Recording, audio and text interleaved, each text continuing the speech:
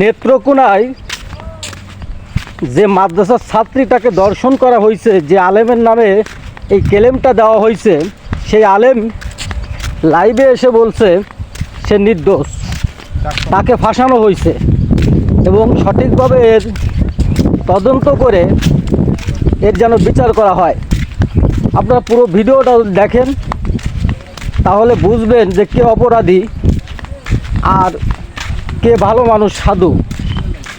এই জন্য আশা করব সম্পূর্ণ ভিডিওটা দেখবেন।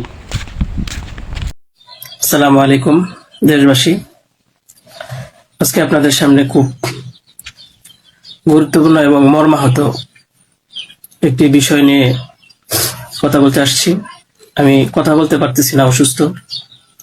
তারপরেও যদি কিছু না বলি তাহলে আপনারা হয়তো আমাকে সন্দেহ করতে পারেন, তাই আমি আমার কিছু কথা আপনাদের সাথে শেয়ার করার প্রয়োজন মনে করলাম। তো বিষয়টা হচ্ছে যে আপনারা দেখতে পাচ্ছেন যে সামাজিক যোগাযোগ মাধ্যমে আমাকে নিয়ে একটা বিষয় ভাইরাল হয়েছে, বিভিন্ন পত্রপত্রিকায় সেগুলো হয়তো প্রচার হচ্ছে।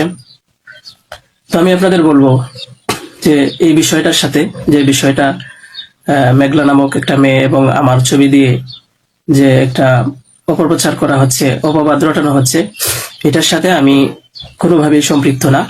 আমি এটার বিষয়ে কিছুই জানি না। আমি যদি বলি তাহলে বলবো যে এই মেয়েটা আমাদের এখানে পড়াশোনা করেছে, গত বছর পড়েছে এবং এর আগের বছরও পড়েছে। তো এর আগের বছর পূর্ণ বছর পড়াশোনা করার পরে সে আমাদের মাদ্রাসা থেকে চলে যায়। তো পরবর্তী বছর যখন মাদ্রাসা শুরু হলো তখন আমরা খোঁজ নিয়ে জানতে পারলাম যে কে কে আসে নাই। তো যারা যারা আসছে না তাদের মধ্যে সেও একজন ছিল, যে সে এখান থেকে চলে গেছে অন্য কোথাও। তো খবর নিয়ে জানতে পারলাম সে ঢাকা চলে গেছে, তারা বাবা মার সাথে থাকে।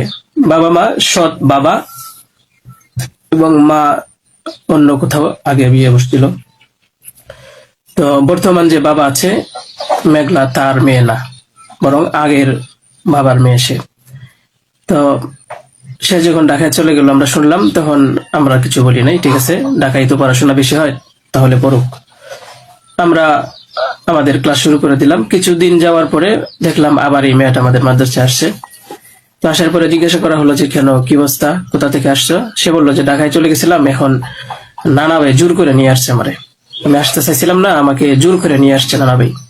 দেশবাসী, আমি আপনাদের সাথে শুধু এই কথাটাই বলতে চাই যে যে মেয়েটা এখানে আসতে চাইছিল না, চাচ্ছিল না, তাকে কেন জোর করে আনা হলো? তাকে জোর করে আনার পিছনে কি কারণ ছিল বা তার কি স্বার্থ ছিল? পরবর্তীতে আমরা এটাও জানতে পারি যে এই মেয়েটা তার এই নানার সাথে রাতের বেলা ঘুমায়। সে নিজেই বলছে।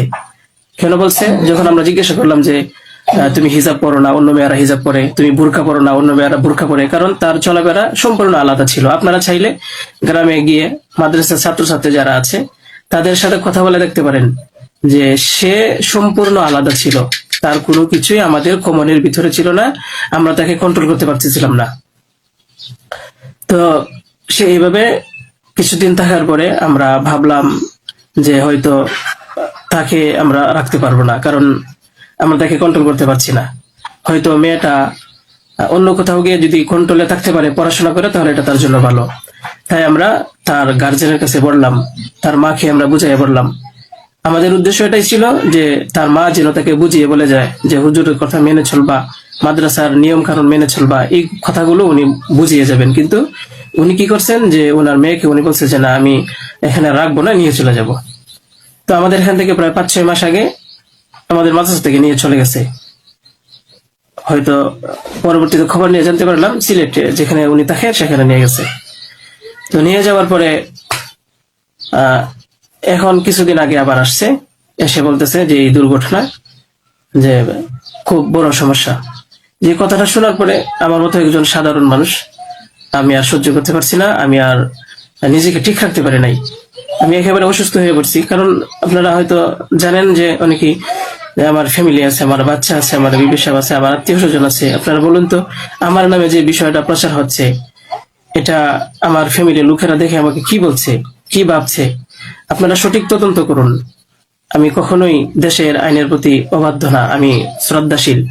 দেশের আইন আছে, সে আইন সঠিক অপরাধী যে তাকে খুঁজে বের করবে। আপনারা অপরাধী খুঁজে বের করার আগেই যদি আমাকে অপরাধী বানিয়ে ফেলেন, তাহলে তো আসল অপরাধী পার পেয়ে যাবে, আসল অপরাধী তো ছাড়া পেয়ে যাবে। আপনাদের কাছে আমি অনুরোধ করে বলি, আপনারা আসল অপরাধীকে খুঁজে বের করুন, টেস্ট করা হোক যে আসলে এই বাচ্চা বাবাকে। আপনারা আমাকে টেক দিচ্ছেন, বিভিন্ন পত্রিকায় টেলিভিশনে বলা হচ্ছে। আমি আপনাদের কাছে শুধু এই কথাগুলোই বলবো যে আল্লাহ তাআলার বিচারের উপরে যদি শ্রদ্ধাশীল থাকেন, এই বিশ্বাস করেন, তাহলে আমাকে নিয়ে আর এরকম কাজ করবেন না। আপনারা সঠিক তদন্ত করে সঠিক অপরাধীকে খুঁজে বের করুন। আমি আপনাদের সামনে আর কথা বলতে পারতেছি না। আপনারা সবাই ভালো থাকবেন, ইনশাল্লাহ পরবর্তীতে আর কথা হবে ইনশাল্লাহ। আসসালামু আলাইকুম রহমতুল্লাহ। আমিও চাই যে সঠিক তদন্ত করে এর সঠিক অপরাধীকে ধরা হোক এবং তাকে শাস্তি দেওয়া হোক।